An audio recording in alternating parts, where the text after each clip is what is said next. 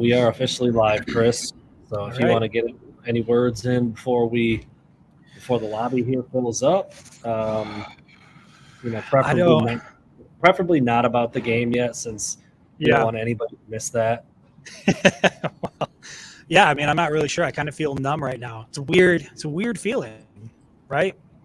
We're so used to like walking away from the stadium feeling good, kind of on this euphoric high, and this one just, I don't know. This one feels different, and I think the way it transpired is partially to blame. Like, it just, I don't know, man.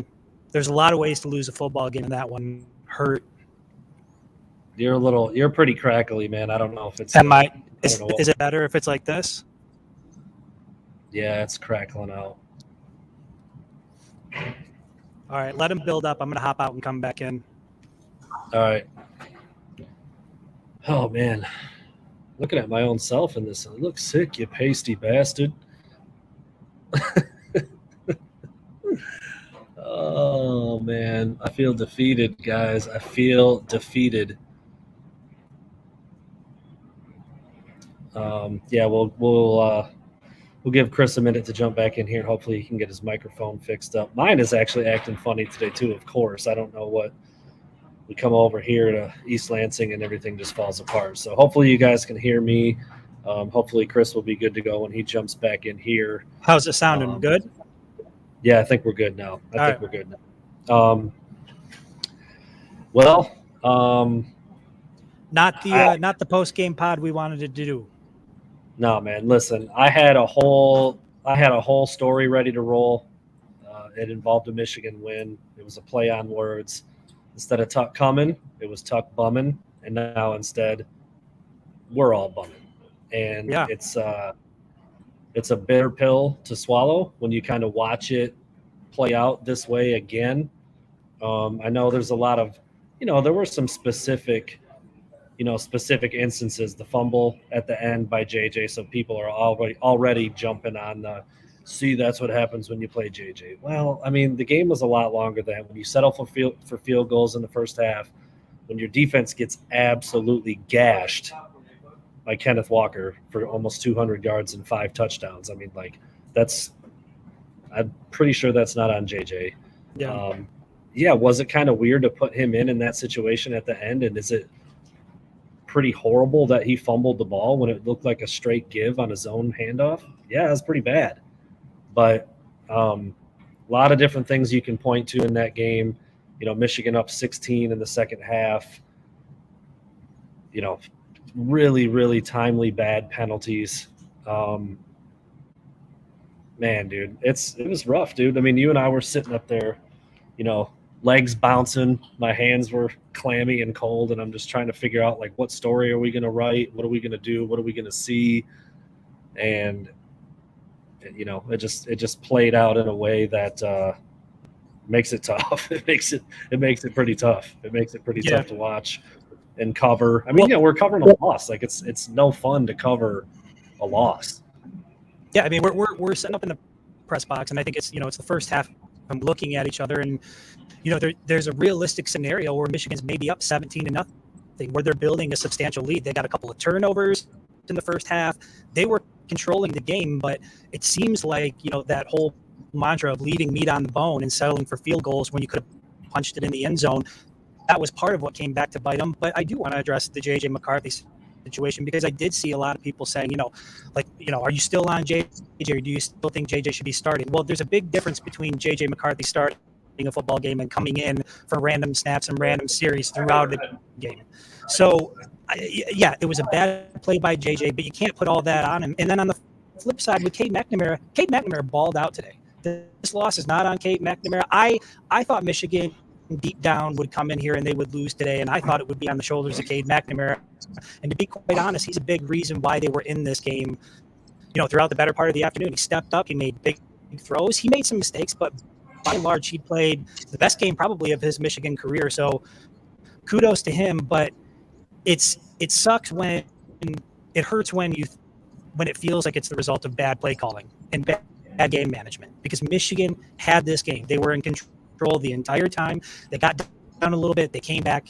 Michigan could have put this thing away, and they didn't. And now that I'm thinking back, this is kind of what I thought would happen. Michigan would control it. Sparty would rally late, and we'd see where things would fall. And obviously, when you've got Kenneth Walker finding the end zone 5 times, it's hard to like your chances when you're letting somebody score that off. Guys, could you let me know how Chris's audio sounds? Because it sounds absolutely awful on my end. I don't know if it's a weird connection issue that we always get when we're in the same area. I don't know what the deal is. You guys in the comments, if you're struggling to hear me, let me know, and then I'll dip out. Yeah, I mean it's really bad for me, but I don't. Okay, yeah, it's crackling like crazy. I don't. Is that awful audio? Yeah, I don't get that, dude. Every time we're together in a stadium, press box. Damn. I don't know if it has something to do with us being on the same network. How is Brandon's audio? Is your audio good? I'm thinking mine's pretty good. Yeah. Okay. I can hear it. I'll hop out. I'll let you finish up. Okay. I'll come over. Yeah. I don't know what the deal is with Chris's audio. It always happens. Even it happens when we're at Michigan Stadium too. I don't really understand what that's about. I have no idea. But yeah, so when you look at the game, Chris comes over here and joins me. Several things to me stand out. I think there was the play calling in the first half that made Michigan settle for some field goals when you've got to get touchdowns in that game. You've got to get touchdowns on the road against that kind of team. And then, man, Mike Mcdonald, who I thought has been pretty good all year, he got taken to school today by Michigan State, by Kenneth Walker, by that running game. And it just didn't play out how it should have played out, in my opinion. When you're up 30-14 in the second half and you give up 2 touchdowns and you give up two-point conversions and the really bad timely bad penalties, I guess, on Michigan that kept drives alive, key drives alive. The fumbles, certainly. I mean, again, it's not. I mean, JJ, he's going to be beating himself up for that. But that whole game had so many things through it that you can't blame JJ on that. I mean, there's just that specific play was really bad, and it gave Michigan State a shot at the end. But the game and the outcome was not on JJ or that one play. So. I don't know. We need to the substitution penalties that happened 2 or 3 times in the first half and then happened again 2 times in the second half, I believe, where Michigan is trying to sub when Michigan State did not and couldn't get everybody off the field. That's coaching. That's a bad coaching decision to try to send subs in when the other team did not sub. And that happened 3 or 4 or 5 times, a couple times in some key moments. So there were a lot of different things, I think. Actually, you know what? I think we can both be on here since we're I don't know what else I even want to say at this point, to be honest with you. I don't like this angle. My head's going to eat Chris's head. Well, I mean, I'll just say that probably like most of you guys out there was super painful. It sucks, and nobody's used to, this feeling after a game this season, but I think it's going to take a couple, you're going to have to go back, look at the film, kind of look at the numbers and see where things really went wrong. But I don't know, man, we had this feeling that just something didn't feel right about Michigan State. We said it on the podcast and, but again, during the game, the entire game, it felt like Michigan was going to pull it out. It felt like it was inevitable. There were 2 or 3 concrete times during the game where I was like, Michigan's going to win this game. I'm ready to fire off the story. It's already written. It's ready to go. And, then Michigan State does what they do down the stretch and gets a big win. Now, who knows? Like we were talking about, earlier in the week, like, the potential for Michigan to finish whatever it was 9-3 or 10-2, 10-2, yeah, with losses to maybe Michigan State and Ohio State. What would that mean? And it's like, look in the mirror, look at us, look at the sky right now. That's what it means. That's how it feels. That's the kind of vibe that there is.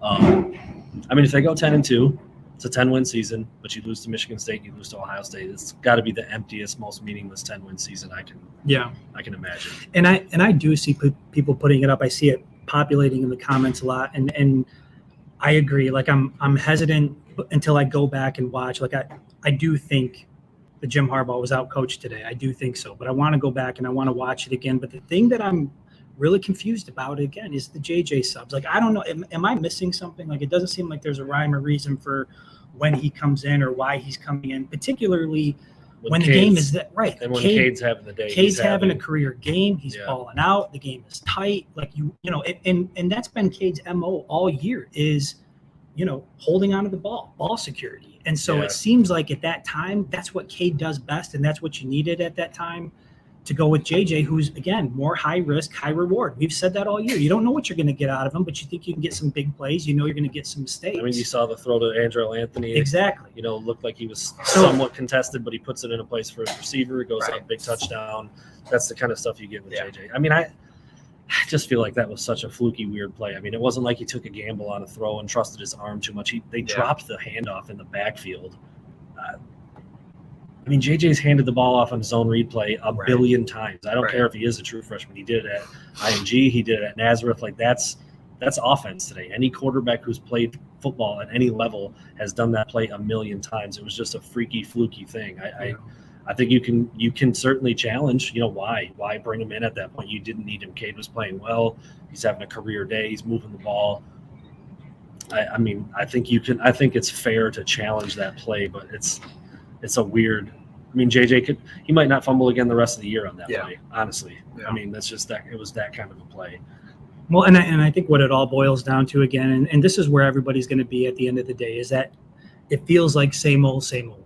And we said this leading up to the game, that 7-0 feels good, but it only feels really good if Michigan takes care of business on the second half of the schedule. And that's why a lot of people were kind of reserving judgment and kind of hesitant to dive in head first, because you wanted to see what this team was going to look like against legit opponents. And give them credit, Michigan, they didn't look great today, but they didn't look like they didn't belong on the field with Michigan State. So I guess that's a positive. They played a hell of a game. They went back and forth, but they made some crucial mistakes that cost them in the end. And now you're sitting here questioning, once again, is Jim Harbaugh the right guy? Is Michigan on the right track? And it's all the same questions we continue to ask year after year, and it just feels like Groundhog's Day, man. Look at Brandon. This guy's stressed. I'm also tired. Both Chris and I talked about how we were trying to go to bed last night because we had to get up so early we couldn't fall asleep, and we were just ready to get here and travel and do our thing. Yeah. But I always have big fat bags under my. I got big eye bags, dude. It's fine. It's fine. I actually, if I could look at kind of like one overwhelming swooping issue, I'm with Whitney. You can't give up 200 yards rushing and 5 touchdowns to one running back. Yeah, and James Bauer, I think if that's how you say your last name, James, I think that's a good point. That drop by Blake Corum was crucial, because I think at that point you're looking at Michigan. I don't remember what the score is at that point, but Michigan possibly going up 14-0 or 17-0 type lead. So that drop was huge. And there were a handful of moments like that in the game where Michigan was just inches away from breaking it, getting the ball in the end zone. I know that Cade and Sane were still, going down the sideline or on a post route that would have put Michigan up. So it's what Jim Harbaugh said before. They're leaving meat on the bone offensively. We knew that they couldn't afford to leave meat on the bone in East Lansing, and they did. They left a lot on, and Kenneth Walker did what he's been doing all year. And again, you're sitting here kind of wondering how the hell that happens when Michigan looks like they're in control. And like Brandon said, our stories were already written up in the game. It was winning stories for Michigan, and then you kind of got to scramble at the last second and try to make sense of what just happened. And it's difficult, man. It's not easy. Guys, I'm telling you. We were ready with it. That was it. We were ready with it, and I really thought that we were going to get to. Both of us had a story written. Chris multiple times was like, I think I just can't wait to hit the publish button on this. I can't. Michigan's really going to get this win, dude. They're really going to be in the discussion for the playoff. I mean, we had that talk too, because you're looking at in the top chunk of teams right now in the AP, you would have had Georgia, Cincinnati, Oklahoma, and Michigan as the 4 undefeated teams if Michigan could have held on and won today. Now it's Michigan State, 8-0. Michigan 7-1. If you didn't read my story on Jim Harbaugh, go ahead. You might like it. If you don't, I don't care. I got something big and white you can kiss. I think it is I think what I'm saying is true. When you talk about the facts are what they are. And, wholesale changes to the coaching staff, a new starting quarterback, a new defensive scheme, a bunch of new bodies on defense, and 0-9 on the road against top 15 opponents. Yeah. Under 500 now, Jim Harbaugh is 20-21 against other teams, Power 5 teams with a 500 record since he's been at Michigan. So, like, saw some stats kind of floating around this week about how Jim Harbaugh has this record or that record. Like, I don't care, man. I don't give you stickers or trophies or pats on the back for beating Illinois and Rutgers and Maryland and Northwestern and Purdue. That's not what Jim Harbaugh was brought to do, and he's fallen really, really short of everything that he was brought to Michigan. I mean, he was being, up until this year, he was being paid as one of the best coaches in the country, right? And the resume just doesn't add up to that. Well, and it's a trend at this point. Like for anybody who's still possibly on the fence about Jim Harbaugh and the future of this program, just go back and look at the numbers. That's now 0-9, and I talked about this going into the Michigan State game, that if he had produced just one win on the road against a legitimate top 15 opponent, that maybe I might have more faith. But there is no track record to judge from. He hasn't done it, and now we're in year 7. Next year is year 8. We're knocking on the doorstep of a decade, and a decade doesn't take a rebuild. And we can sit here and dissect why all these losses continue to happen. But at the end of the day, they're losses. Yeah. So at this point, I don't care. Was there a fumble there, a bad pass there, whatever? To me, the result is all the same. And I don't know, man, you got to find a way to fix it. You can't keep earning your money on beating up on Western Michigan, Rutgers, Illinois, Indiana, teams like that, and then falling apart in the second half of the season. It just makes for such a long offseason. And you can see it. The fan base. This fan base is damaged. Yeah. This is a damaged fan base. Well, we're gonna get in the car. I'm gonna take these eye bags and my need a haircut and a nap and a drink, beer, and some other stuff that I'm not gonna say online. But there you have it, man. What was the final? 37-33, right? 37-33. 37-33 final. Michigan State moves to 8-0. Michigan 7-1. We'll regroup. We'll get back after it. We'll look at some of the stuff that was said during the post-game press conferences. We'll talk about those things, and we will be back to talk to you guys on Monday night. But keep it locked here for some more stories on WolverineDigest.com today, tomorrow, Monday, before we see you again on Monday night at 7. See you.